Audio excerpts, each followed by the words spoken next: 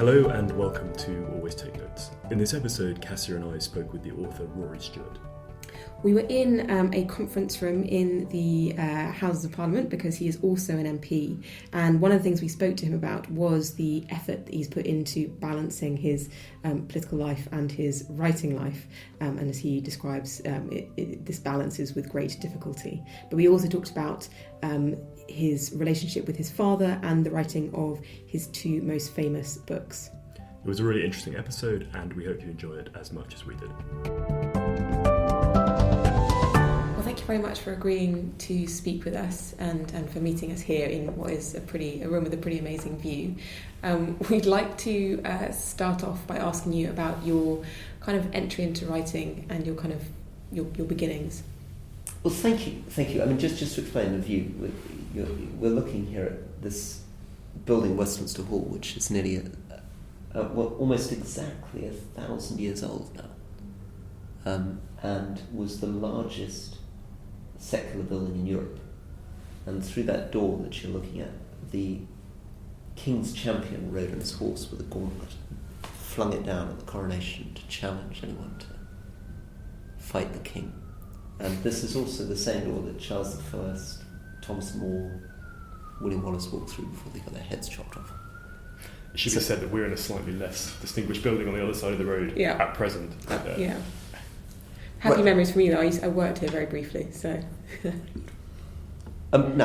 Sorry, your question. Back to the question. So your entry into writing. I suppose I started trying to write a little bit more seriously when I was at school, and I was, I guess, 14, 15, and I had a very, very serious creative writing teacher, and I wanted to write quite flippant stuff on which was sort of fantasy, and he wanted me to explore my adolescent soul. So all the pressure was on being the ideal adolescent. So I was supposed to be writing about problems with my parents, problems with my sexuality, and here was I trying to produce this slightly sort of cheesy fantasy writing. Did you know it was cheesy at the time, or is it only in hindsight? Well, actually, it was. From my point of view, I was having fun. I mean, I was enjoying the practice of making up stories, and for better or for worse, as a 14, 15-year-old, I didn't spend much time brooding on my soul or my relationships. So, from the point of view of my teachers, it was very disappointing. He was an older man who I think got a sort of almost voyeuristic pleasure from young boys reflecting on their We had angst. Patrick Kingsley on the show a few weeks ago, and we asked him, he went to Eton and we asked him about that, so we feel that we should get that elephant in the room. Was that, do you feel that experience or the opportunities you had there have played a role in your subsequent literary career? I think it probably held me back a bit, oddly. I mean, I think what it did is give me a very formal academic education.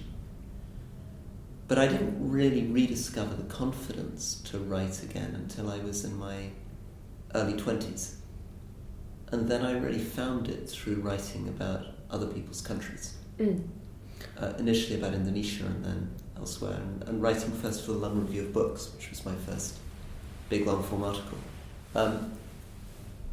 And actually, I think in a way, for me as a writer, I found it much easier to write in a very impersonal way. So almost all my writing, particularly my early writing, is very deliberately impersonal, objective. It's attempts to describe as truthfully as I can what I'm looking at, but I, as the narrator, almost never appear. You almost never hear why I'm stuck in the middle of the jungle in Jaya, or why I'm walking across Afghanistan, or what my motivations or emotions or past are. So it's been, it took me some time to recover from the sense that I wasn't a real writer because I didn't do deep and meaningful introspection. Did you discover at that time people or writers who you really admired, who you were later to go on to kind of have in mind when you started your own writing? So writer that I was really interested in and obsessed with initially was Bruce Chapman. And I came, having devoured everything he'd written and sort of memorized huge chunks of his writing, I mean, I can still recite pages of him. I came to really hate him and mistrust him and decide he was a monstrous fraud. Because it was made up, because elements of In Patagonia were fictionalised. And I began to realise through travelling and walking just the ways in which it was made up. I mean,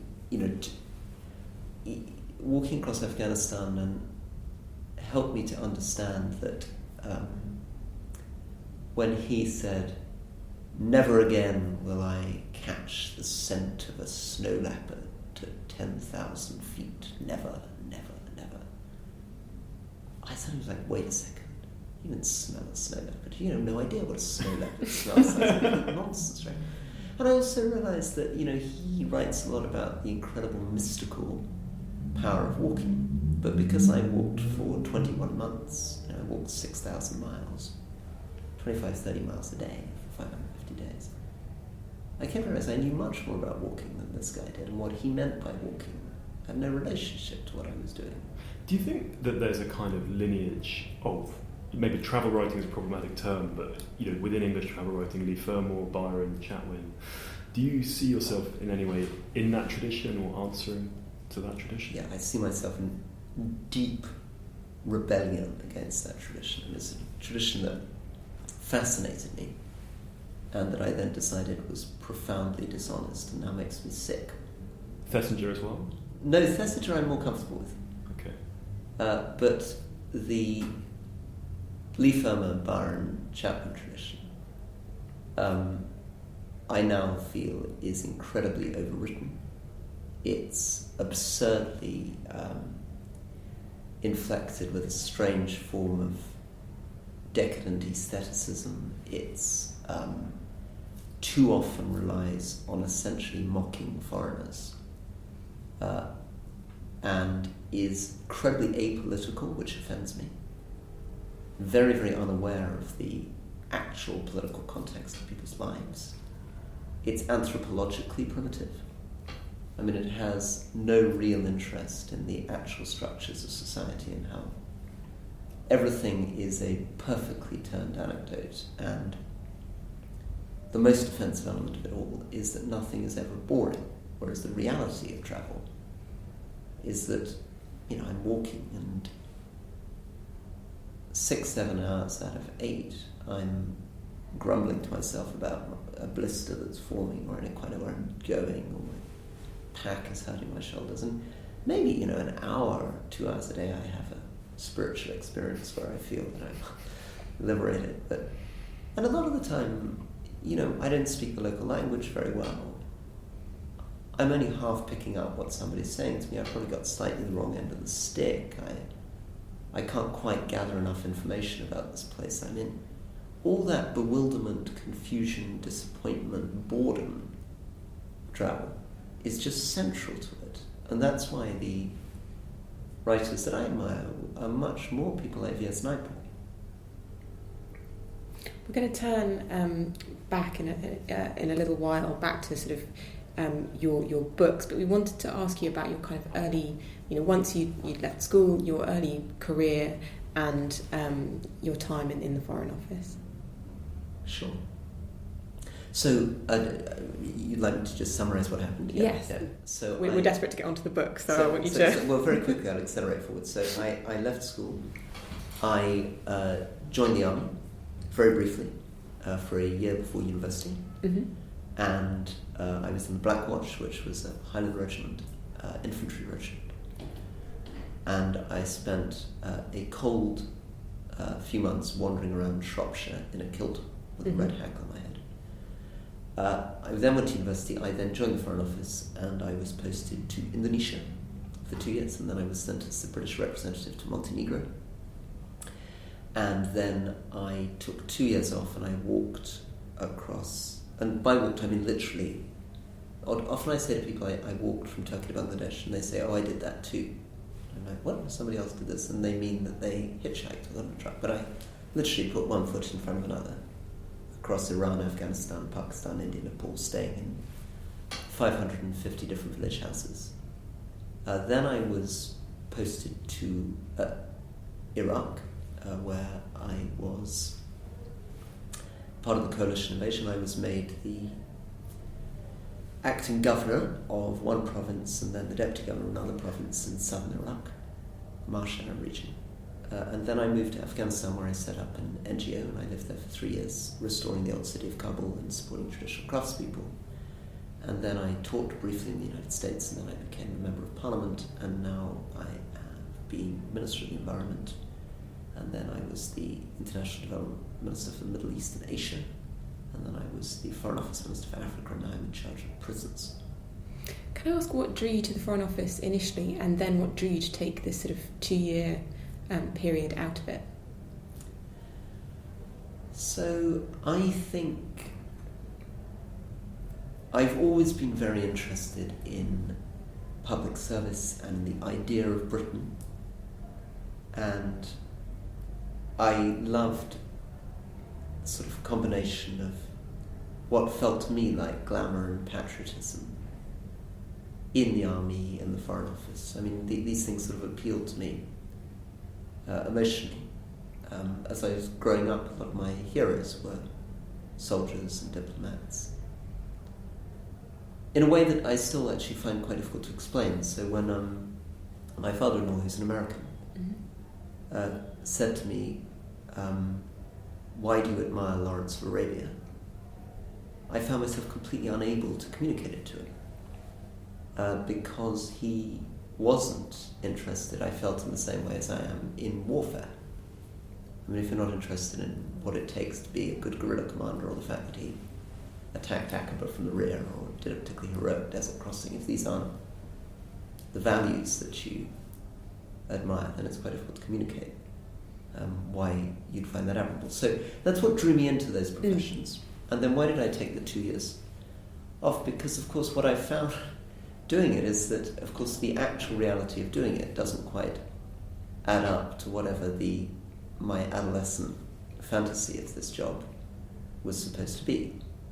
And were you in the straight Foreign Office, or were you a spy, Rory? I was in the straight Foreign Office. Having been disappointed both in your first experience of several writers you admired, and then possibly in your initial career, you took this sort of, 2 years off to walk.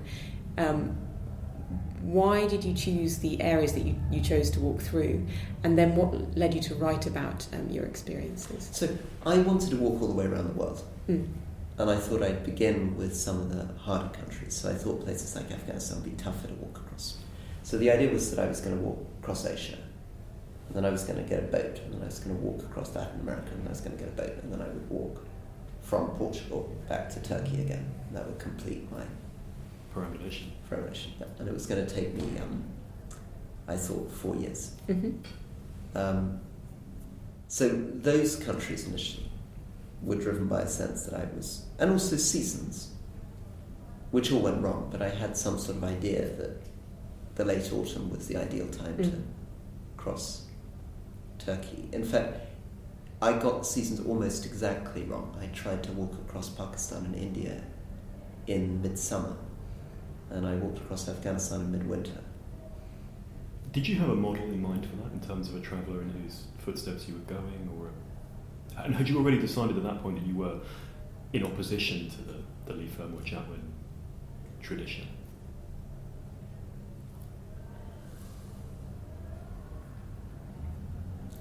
I think I probably,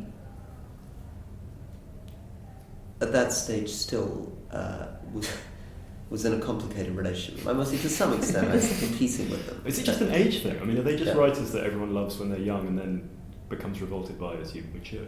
Did you take their books with them as well?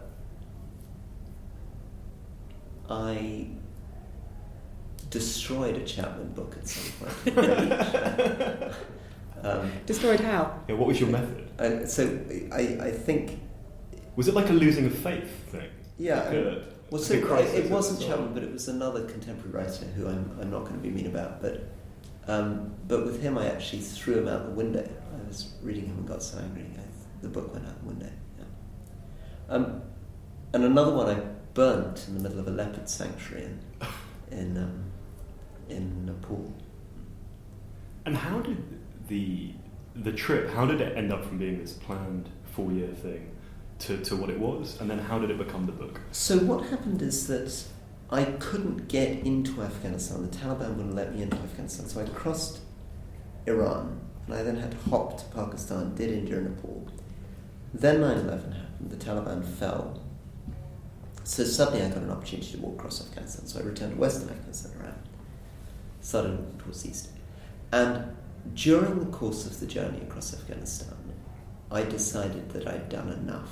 And I'd done enough in two ways. I'd done enough because I felt actually that walk across Afghanistan was so extraordinary. I mean, it gave me so much that I'd been looking for in the walk in the first place that I didn't feel I needed to do any more walking. And also, at the same time, a sense that I had taken so many risks walking across Afghanistan that it wasn't really fair to my mother to...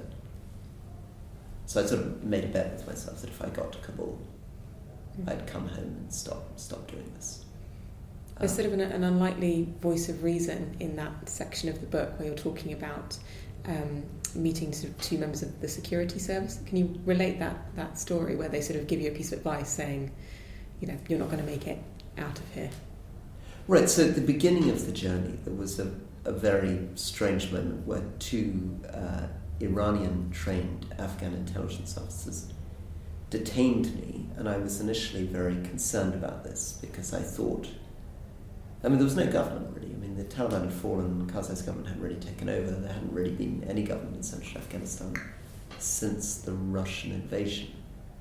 So I was very unsure who these people were. And anyway, they said, if you walk across Afghanistan, you will definitely die. I mean, you'll die either in the snow or the wolves, or the Taliban will get you. I mean, somebody's going to get you. You can't walk alone across Afghanistan as a foreigner.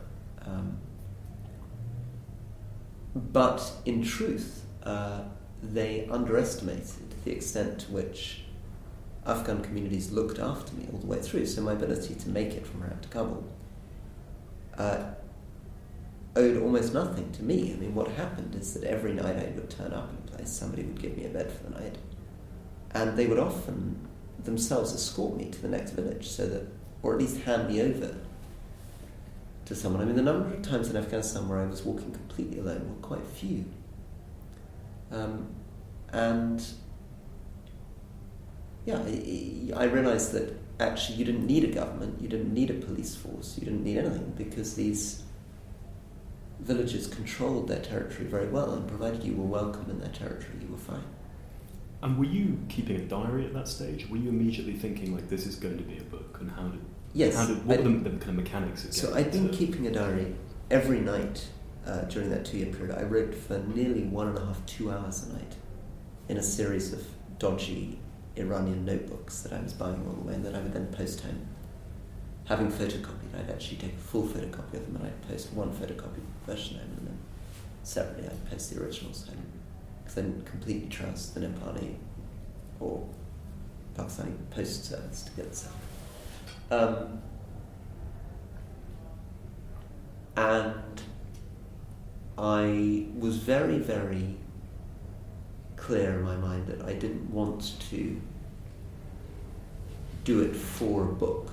So there had been some conversations before I left where I'd gone in to see a very famous publisher called, I think, Michael Fishwick, who tried to suggest that we could tie it into some video offer. And I really wanted to retain a sense that I was doing it for its own sake, not for a book, so I'd been very reluctant to get involved. At the end of the journey, I was faced with this crazy amount of diary, because, you know, well over 1.5 years worth of 2 hours a night writing, and 550 village houses. And the problem, of course, is that really for the reader, it's one damn thing after another. I mean, you know, I stay night 1 with Abdurraf Ghafouri in Dawlatiar. I stay the next night with Bushir Khan in Sangizat. I stay the third night with Nasr Beg in Kalinau.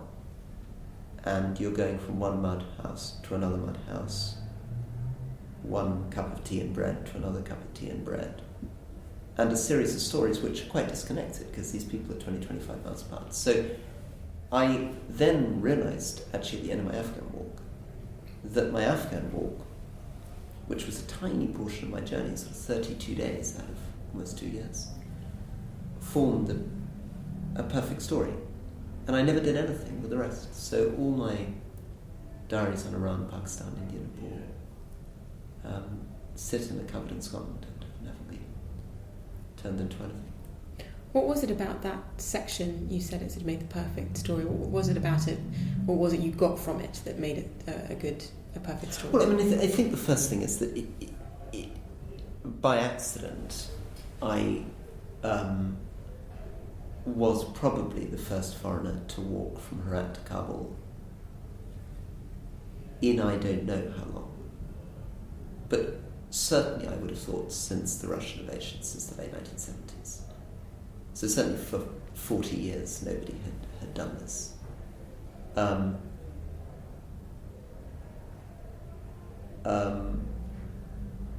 So the second thing is that it was, of course, in its way, a sort of perfect adventure story. I mean, there were wolves. People shot at me. I found a lost city in the mountains. I had this dog with me. I was stopped by the Taliban.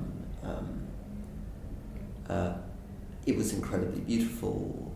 And the Afghanistan at that period, after 40 years of war, was a place completely unlike anywhere else. I mean, everywhere else I'd been in Asia, you know, you'd read Bruce Chapman's descriptions and you get the impression that you were going for some sort of medieval panorama, but in reality everybody was in t-shirts and jeans and talking about David Beckham. There was some of that in Afghanistan, and whenever I found it, I tried to document it as faithfully as I could as my stab against Bruce Chapman. But the reality is that it was also a place where I'd be walking across a snowfield and I'd come across a dead body lying in the snow, and then a few hours later I'd come across a man on a white horse kind of charging across a snowfield with 7 men with guns running along behind him. I mean, it is... The whole thing operated on a very weird, epic scale, and the individual Afghans that I met were just extraordinary people. I mean, they weren't humans in the way that I was used to. I mean, they had so much confidence. I mean, the sense that every village chief felt that he was a king and carried himself with far more confidence than any British Prime Minister. Did you end up going with the publisher you talked with before? How did it become the book that was published? So I had met, and really, I didn't go with Michael Fishwick. No, I went instead with Picador, and it was because I'd met an editor who was incredibly laid back and understated, and didn't talk at all about making documentaries or video spin-offs, or amping it up or marketing. He just seemed very interested in a very gentle way in the story, and letting me write it as I wanted. And how was it that you wanted to write it? Did you have kind of a definite method for crunching down, you know, what still must have been quite a lot of written work, you know, even from 30 days we were writing for 2 hours a night? So I began writing a very simplistic story arc, and I was very lucky in that Afghan journey, which I haven't been in my subsequent books, to find that actually the real walk corresponded very easily to a traditional story arc. So roughly a third of the way through the journey, I find a lost city. 2/3 way through, I'm attacked by the Taliban. I mean, the whole thing is, I mean, sort of, in that sense, structurally, it was very simple. And there was a beginning and an end, and there was a single character.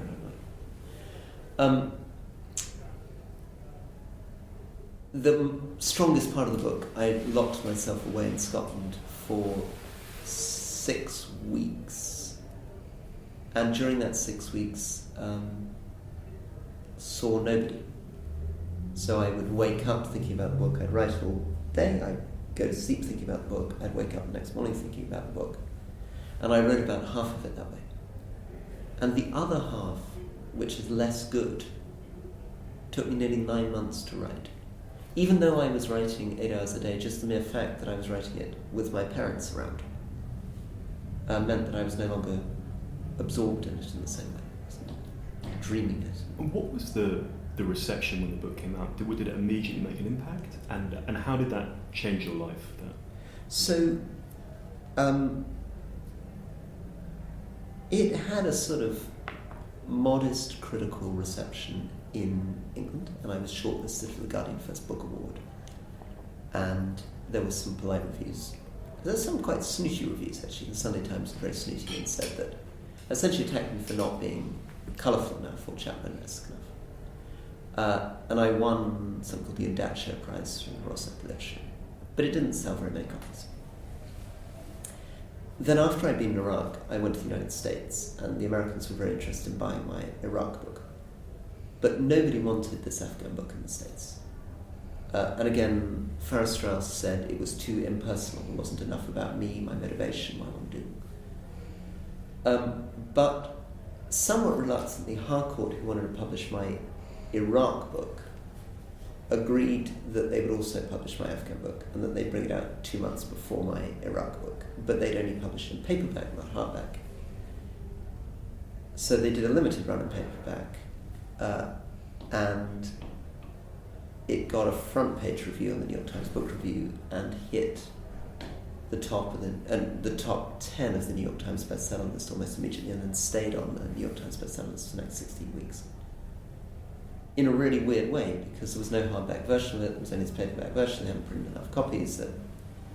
And then the Iraq book then came 2 months after this book, and suddenly all the timing and the structure was wrong, so the Iraq book was then completely lost in the flurry around the Afghan book.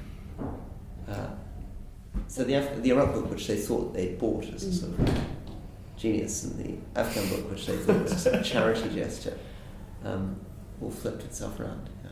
It is remarkable how often we hear very similar stories to that from people. We had Joanne Harris on a week ago who wrote Chocolat, and she talked about having written 2 novels that sunk without trace, and she was then given this kind of stern briefing about how everything had to be sex and car chases from now on, otherwise no one would ever read her books. And so she deliberately ignored all She that did the advice. exact opposite. Everything that she'd been told to do, she did the exact precise opposite, and out of that was born Chocolat.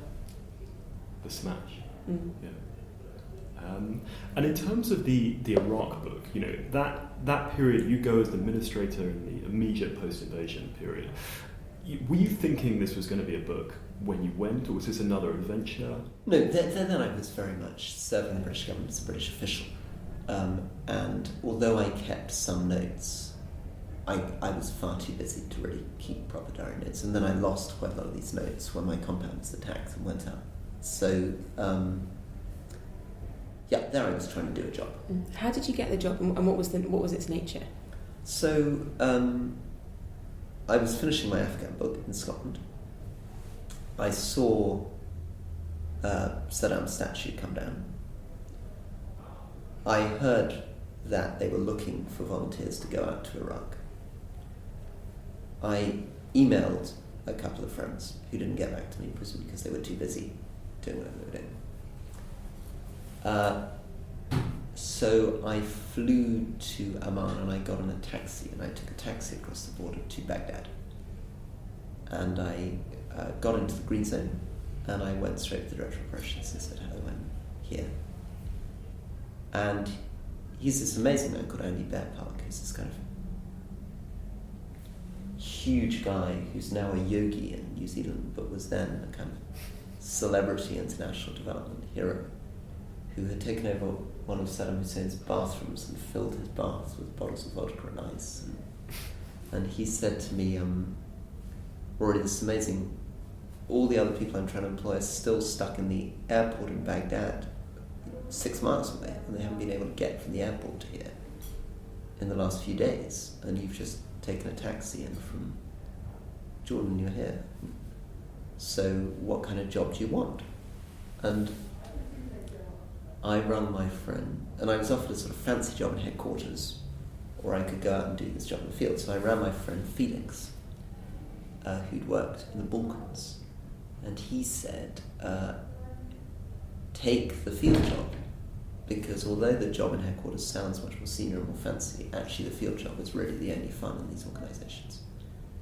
So I said, yeah, take the field job. So it then moved very quickly because they were desperate to fill these jobs. So I then was put through a very short course in how to walk through a minefield and got my uniform and this, that, and the other, was put on a plane and then was dropped in this province where I was the only civilian in a military camp of 1,000 people, with the soldiers saying to me, thank God you've arrived, we're going to hand the province over to you,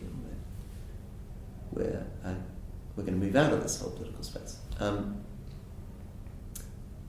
And then it became very interesting because I was trying to put into operation what I felt I'd learned through my 2-year walk on how to deal with rural communities. I'd felt that the whole operations in Afghanistan had gone wrong because people didn't spend enough time in rural areas, they weren't good enough at local culture, they weren't attentive enough to demands, and they weren't active enough. So I tried to sort of put my model into ISI. Pushed ahead, and I felt I was making enormous progress.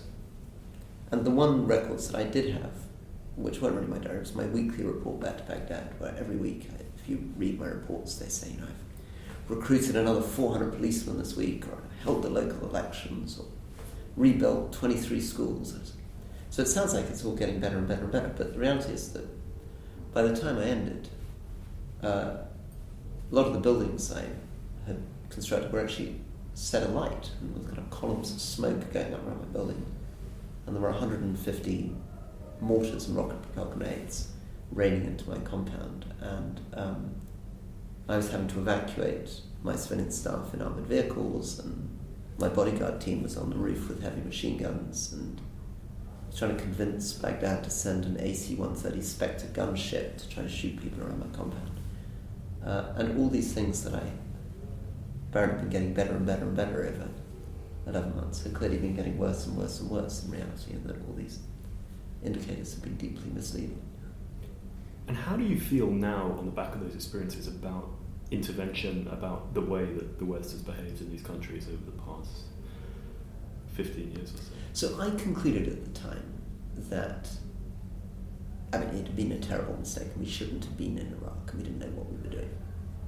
And that a lot of people, when I came back, I went to a meeting where Douglas Hurd was addressing it, and he said, what we're missing is old-fashioned colonial officers who speak the local language and go out into the local areas and spend the time getting to know the tribes.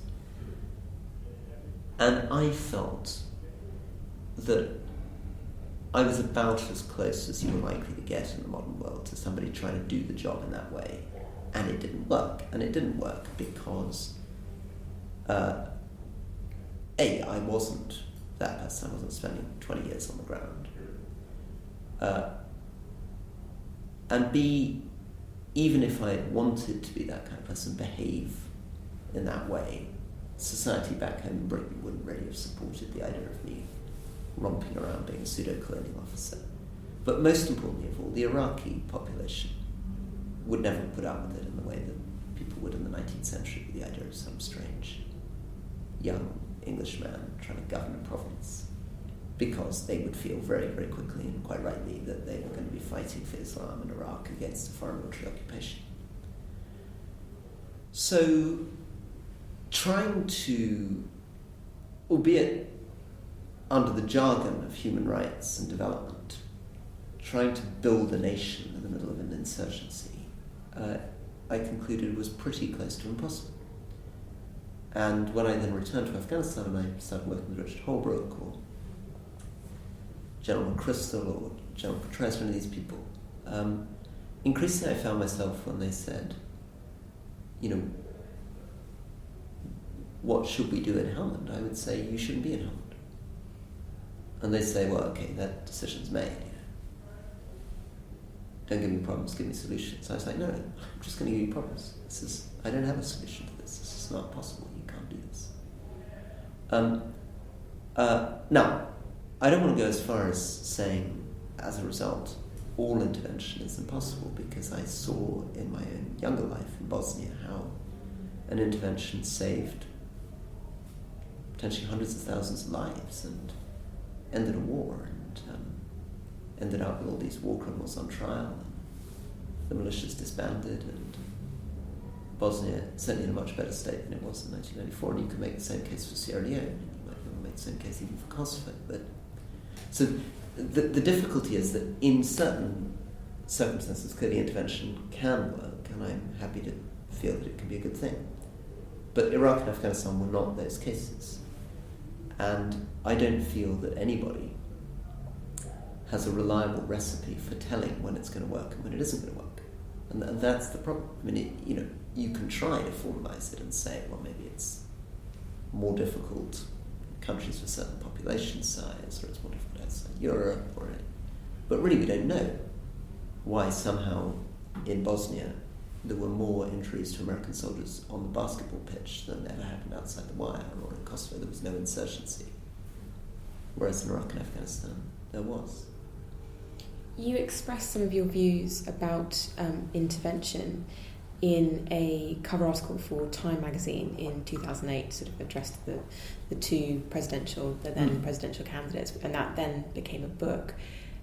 What was the response to your views? I mean, doing nothing, or not knowing, or not being able to see when you might be able to help, presumably isn't a very popular message, but was there a good response? No, I mean, it's a terrible message, and I realise now that I'm in government why it's so difficult for people. I mean, essentially they're calling you in for advice, and you're saying, it's impossible, don't do it, right? And that's not what they want to hear. So the classic joke that is that you go in and they say, we are proposing to drive a car off a cliff. Should we wear a seatbelt? And I say, don't drive the car off the cliff. And they say, that decision's made. Should we wear a seatbelt? And you say, I guess, why not? So, wear a seatbelt, right?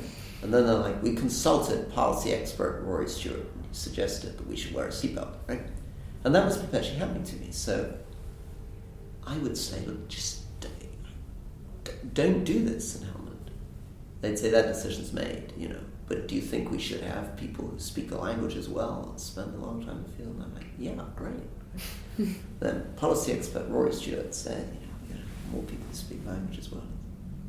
And in terms of your subsequent political career, how is your writing fitted with that? Not least in just the practicalities of finding time.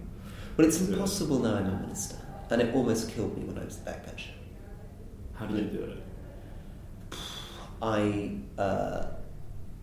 wrote early mornings, I wrote late evenings, I wrote every weekend, I wrote every train journey. But I mean, from the point of view of my wife, of the fact that I've got a 3.5-year-old and a 1-year-old son, I mean, it's completely terrible.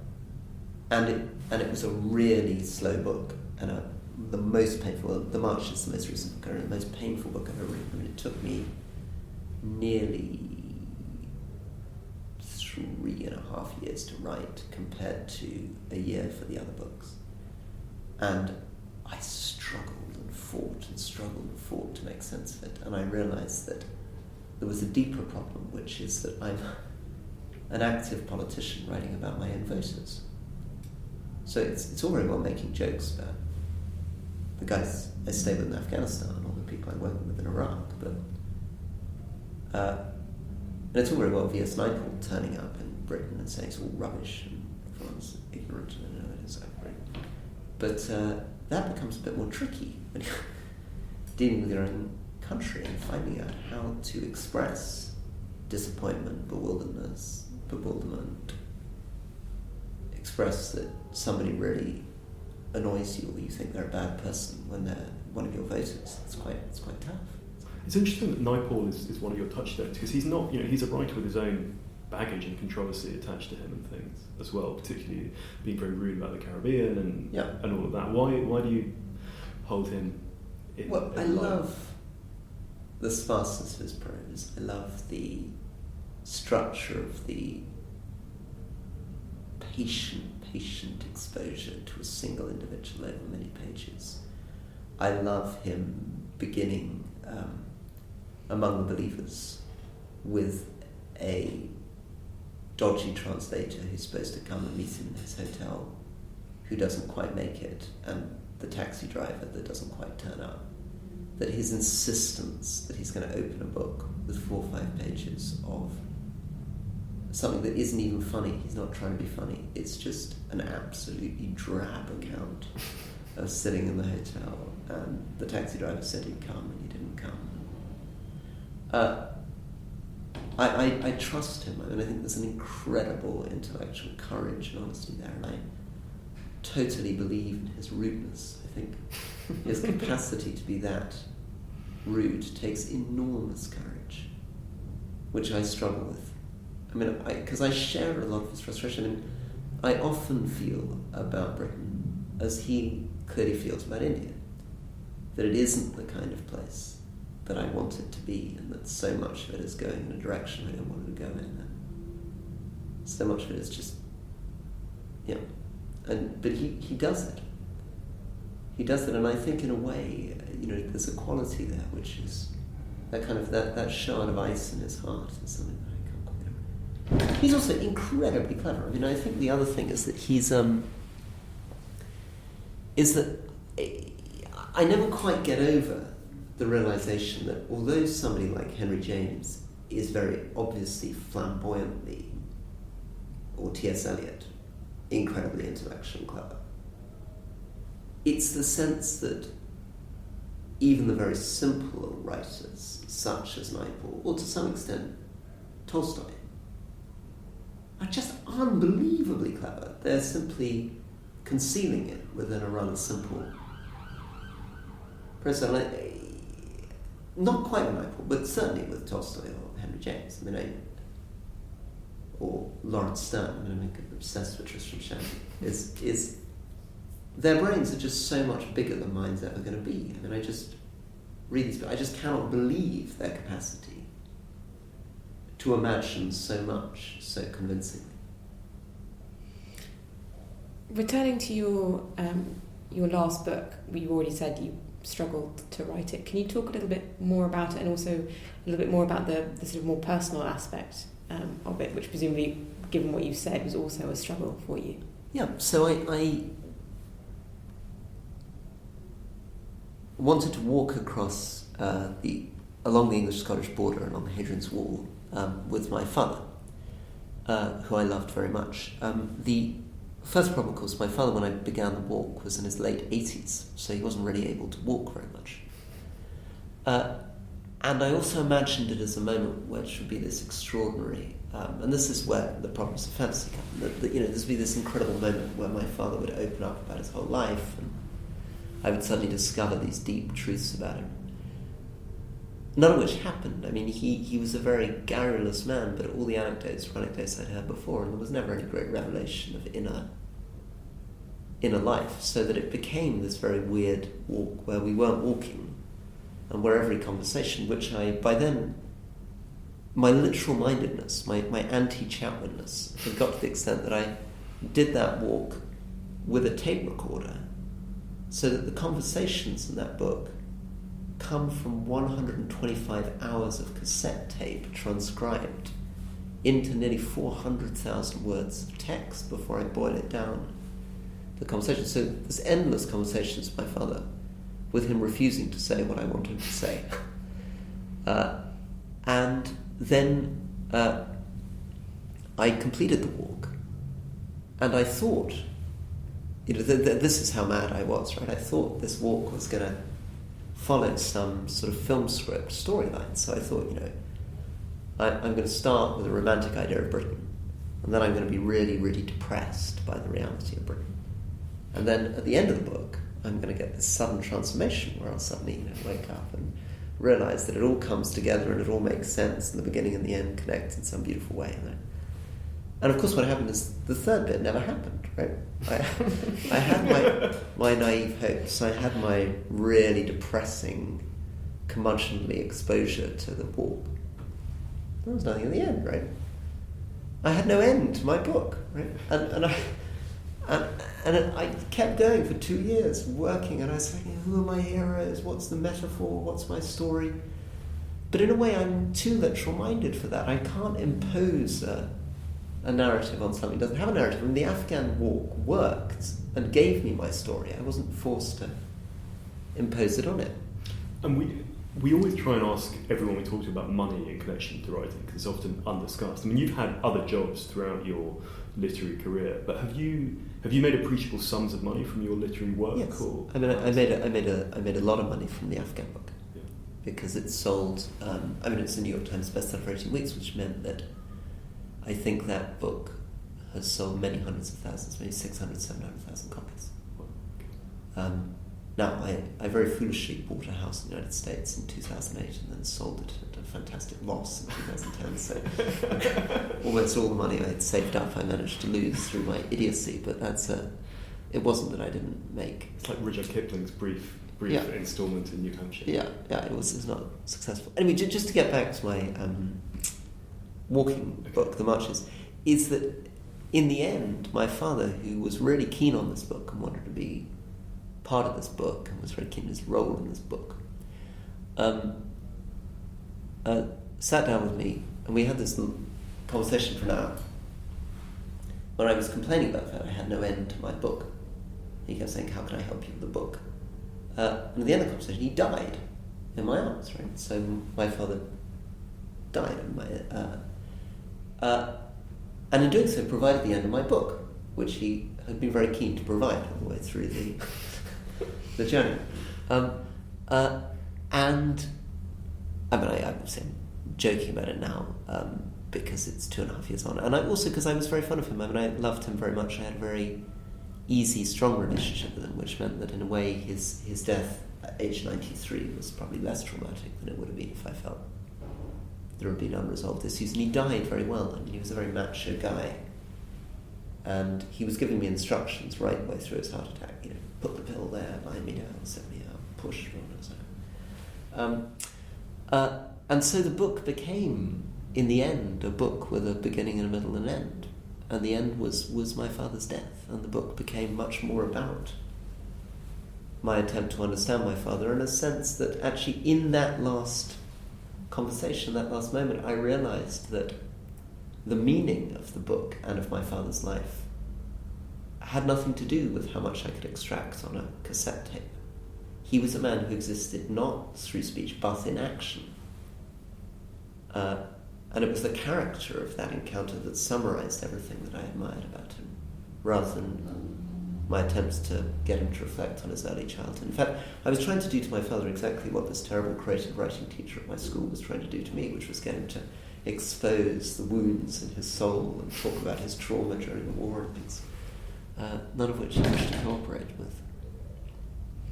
I think I too have a desire for any ending, so I wanted to turn to one of your lines in this book where you said, I believe walks are miracles, and I wanted to sort of round out by asking you to explain what it is about walking that provides for you such rich meat for writing. So, particularly walking in a country like Afghanistan. Walking in Britain is a bit different because Britain, compared to Afghanistan, is a depopulated landscape.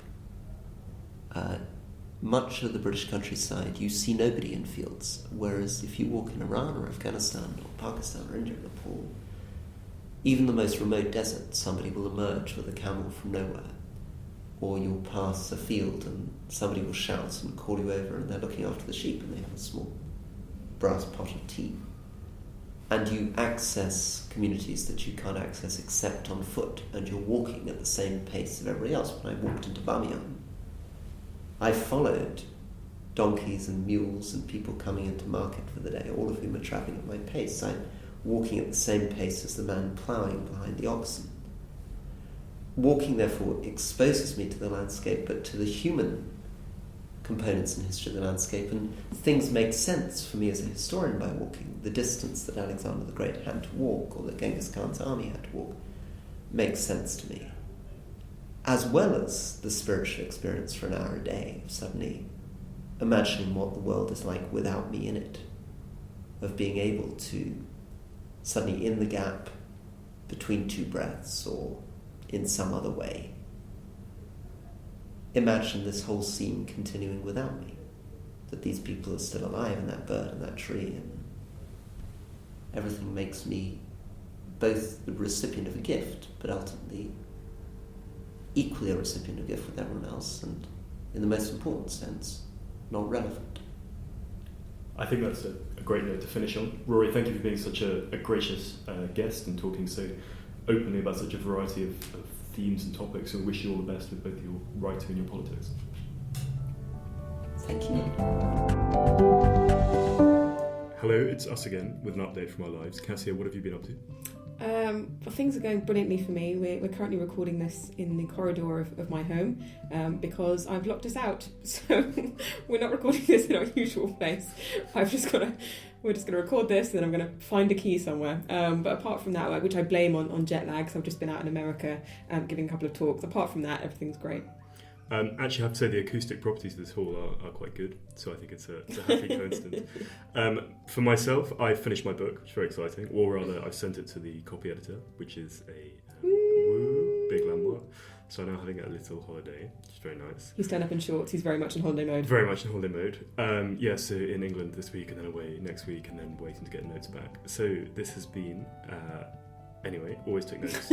Anyway, always take notes. Hosted as ever, August, always take notes, by me, Simon Acombe. And me, Kassia Sinclair. Our producer is Nicola Keane.